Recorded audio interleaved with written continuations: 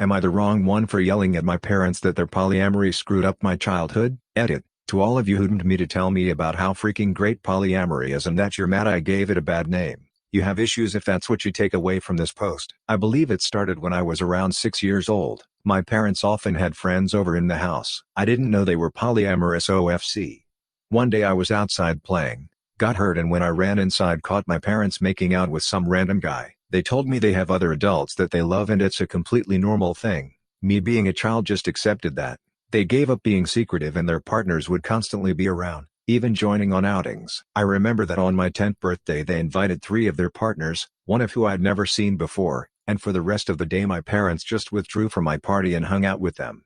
I never saw them doing anything explicit again, but they would kiss their partners, hug them, make flirty comments, something that would be normal between parents, but with many more people. Sometimes I came home from school and my parents were gone and there was some random adult in our house. Some of them seemed surprised that my parents even had a child. I always hated it, but since my parents had told me this was normal, I assumed many adults probably did similar things and that it's just an adult thing all kids hate. Later they had less partners and eventually seemed to stop. Not that I'd know for sure. I moved out with 17.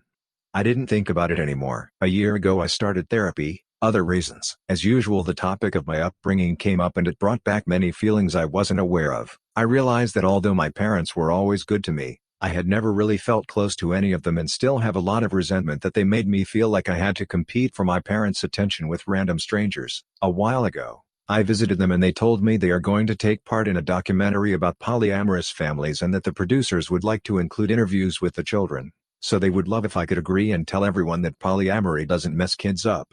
All my resentment bubbled up and I said that I cannot agree because I would not be able to say anything positive. My parents looked shocked. I had never brought this up before, and asked why, and I unloaded all that I always felt pushed aside. We barely had any family time without strangers intruding. It turned into an argument and I became loud and yelled that the truth is it did F me up and they shouldn't have had a child if their number one priority was freaking the whole world. My mother cried and my father said I should probably leave, so I left and was shaken up for the rest of the week. But also felt regret because I've never made my mom cry before. Later my father sent me a message that was like, "We are sorry you feel that way, can we have a calm discussion about this soon?"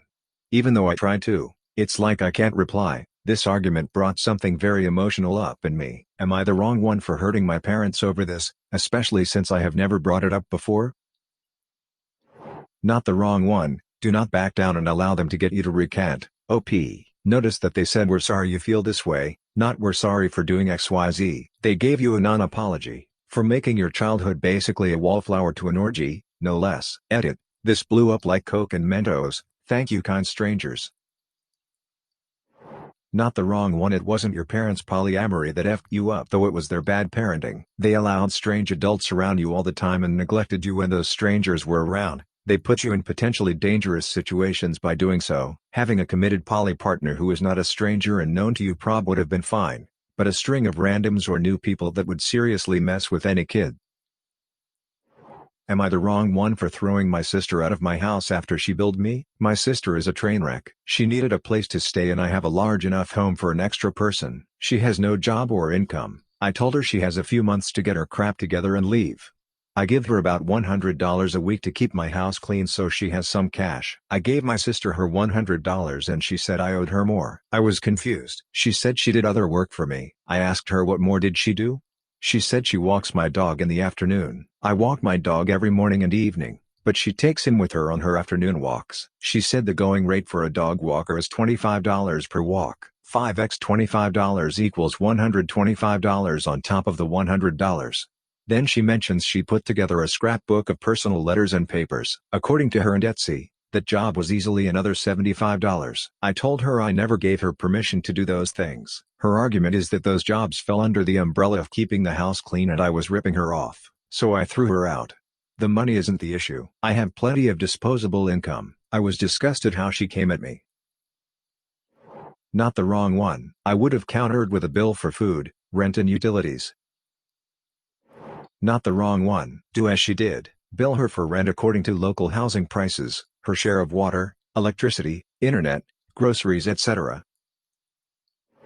Am I the wrong one for telling this college guy's mom that her coming into his interview cost him the job? I am a hiring manager at a tech company and I was hiring for summer internships a little while ago. We had a guy, about 19 years old, applying for a summer internship between his freshman and sophomore years of college. It was a virtual interview over Zoom because of the pandemic. A minute or two in, when I was introducing myself, his mom came in and introduced herself and started talking about her son's work ethic.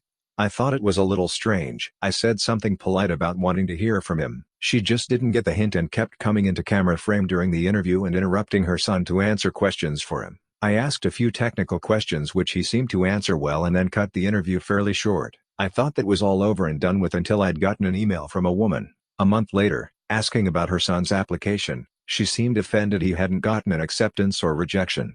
It bothered me. I felt bad for the kid honestly. Way back when I was a teenager, my mom used to pull the same crap, but luckily she only did that when I was 15 and working for a day camp, not when I was an adult applying for engineering jobs. But I felt like this poor kid was getting his chances ruined because his mom wasn't giving him the chance to apply on his own. I sent an email back saying I was not at liberty to send information about an application to anybody but the applicant. I also asked HR to send an email to the kid saying sorry, but we were not making him an offer.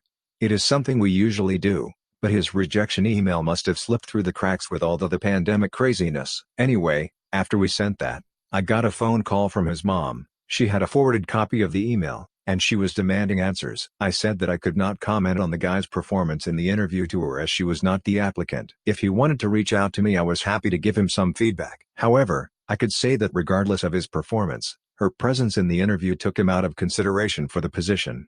We were looking for an independent and self-driven person for the position, and for that reason, it is important to see an applicant speak for themselves, follow up themselves, etc. I also said that, as a piece of advice, every hiring manager I've met in my career who sees someone other than the applicant answering questions during an interview, following up on the applicant's behalf, etc., would also put their resume in the do not hire pile. Since, while the applicant may be skilled and motivated, they need the ability to demonstrate those traits themselves. She freaking blew up at me over that, kinda cussing me out to the point where I hung up.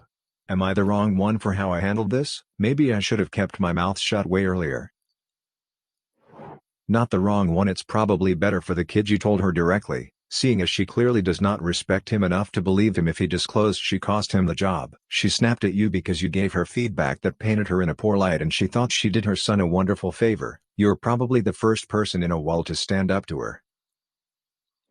Not the wrong one. Helicopter mom needed to be put in her place. Hopefully she learns. Sadly, while I think it's lousy someone gets put in the DNH pile for something like that, I can completely understand why. Hopefully the young man can solve that issue and get hired on somewhere.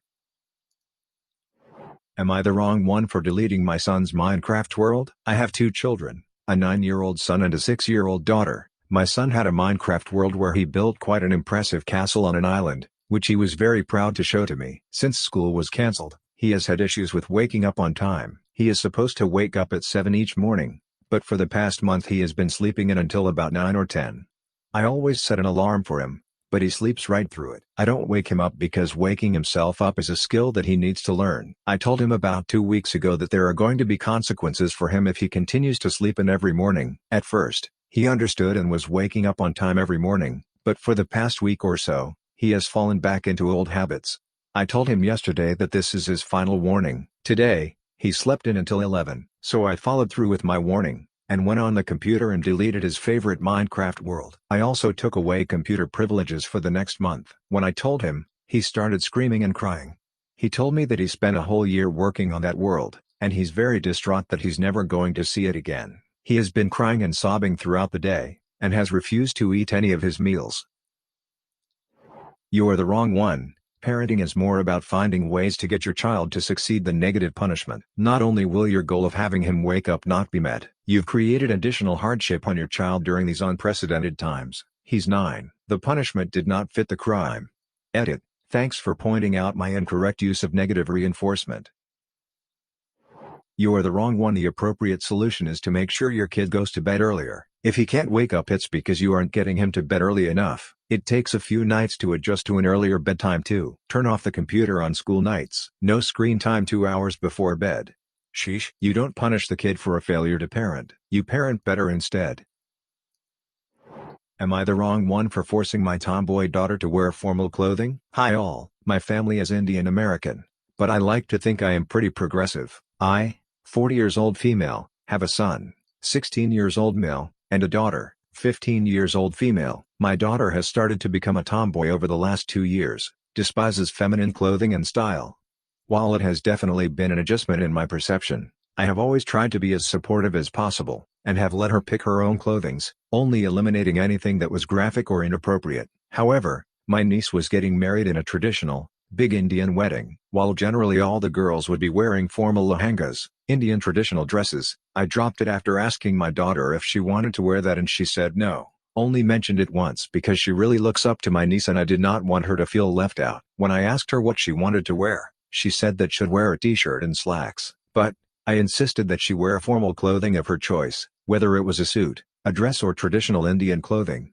This was black tie event. I was making my son wear a formal suit. Everyone was going to be dressed to the nines. I was going to get my son a new suit tailored for the event, and I insisted that she come with and pick a fabric and suit style as well. It could be to her desire, as long as it was appropriate, like a very typical men's suit or feminine twist like what Zendaya wears. She got angry and said I was constricting her expression. I think she will have to wear formal clothing in other points in her life, whether for work or other formal events. She can express herself however she wants, but dressing appropriately for the occasion is a necessary skill. The wedding has been postponed for now, but I still want her to wear a formal outfit and she is still mad at me about this. Am I the wrong one? Edit. Wow, I did not expect this to blow up like this, haha. Thank you for the comments and messages. While some of you have labeled me as the a-hole, I think a lot of you are saying that I am not, which is good to hear. But, I want to stress that I don't think my daughter is really the a-hole, a little right now, but she is the sweetest little girl in the world. I might be biased, haha. She is usually very respectful, gets excellent grades and works really hard. I am very proud of her. Some of you have mentioned there is an underlying problem that I am not seeing. I do not think my daughter is trans, but I think I have made it clear that it's okay if she or anyone else is. She also generally seems pretty happy with her body. She is actually really fashionable and doesn't really wear baggy clothing or anything, but is more into streetwear. She is the one who showed me who Zendaya is. Are there additional signs I should be looking for or things I should be doing? I think she is at the stage in life where she knows everything, and I, her mom, knows nothing. She wants to rebel for something, but isn't really the type to rebel with something really bad, thank God, so she decided this is a justified area to rebel. She is also at home, and I haven't really allowed her to go out because of the current circumstances, so think she feels cooped up and now everything about me is annoying her. That being said, a lot of you said to tell her she can't go to the wedding if she doesn't wear formal clothing, and I may be the a-hole here, but she is going. That is a thing I have decided to take a hard stance on. 1. Because my daughter really wants to go. She loves her cousin and my family, and she is a really social person who would love weddings. Telling her not to go would hurt her, I think, and would be counterproductive in the long term. 2. This is the first wedding in our family and the first time my kids will see a traditional Indian wedding.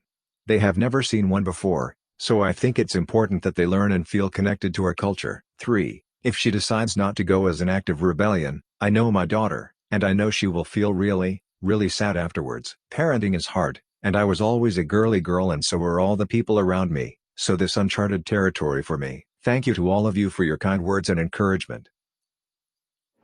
Not the wrong one. You even gave her the choice of what type of formal wear to wear. It's extremely disrespectful to show up to a wedding in a t-shirt.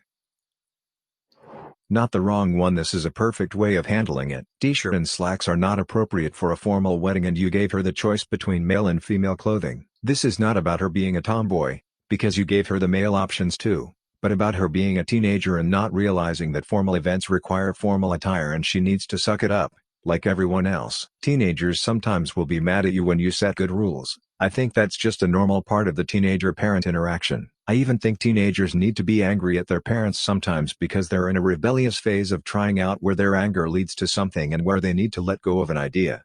If a teenager wouldn't ever be angry, they wouldn't be a healthy teenager. Am I the wrong one for telling my grandparents about my stepsiblings destroying my jewelry? My mother died when I was 10. My father married a Goyish woman less than a year later, who promptly did her best to have as many children as she could, and had 3 in as many years. She has 2 older kids too, who are 8 and 7 now. 6 kids is a lot, but it's a pretty big house. I'm the only grandchild on my mother's side, and the only granddaughter on either side. My grandparents typically gift me jewelry, and I got my mother's collection when she died. As a religious custom, we don't really do costume jewelry. All of my jewelry is real and not cheap. It sounds vulgar, but my entire jewelry collection is worth about 100K easily. I came home from seeing a friend and the oldest three had a pile of my jewelry on the floor of their playroom. They had been jumping on it, smashing it and shooting at it with BB guns. Yeah, my father allows that apparently. I screamed and got my father, who came with his wife and dismissed the entire thing. They destroyed multiple pieces, several of which were heirloom. My stepmother didn't really care. She pretended to yell at her brats. She later came home with a dollar store necklace that she made the kids get me and said that that should be enough and that I shouldn't have such idols or wear such sacrilegious crap. One of my necklaces is a Star of David. I swore at that. I got her to repeat it so I could record it. I emailed all of my grandparents, aunts and uncles detailing what happened, attaching the recording and pictures of the damage, and then I went to those brats' playroom and destroyed one of each of their favorite toys. My grandparents are now suing my stepmother for $50,000 and half of my family now hates her. My father is furious and thinks that I should have kept it within the family and let him work it out. Not the wrong one. I'm glad your grandparents are suing because seriously letting her kids destroy jewelry is pathetic. I really suggest moving all the jewelry you have left to your grandparents because I wouldn't be surprised if she will steal some. Maybe move in with your grandparents as well if possible because it sounds like your stepmom will make your life hell. Edit. Wow, thank you for the award. Also, I discovered my comment blew up from a Reddit Instagram which threw me through a loop to be honest. I screamed and got my father, who came with his wife and dismissed the entire thing. Sounds like your dad had a chance to work it out within the family and decided not to. Like crap. $50K, $100K worth of jewelry and everyone is just going, lol whatever. And that's not even considering the sentimental value in them. Yeah, I'd be livid too. Not the wrong one.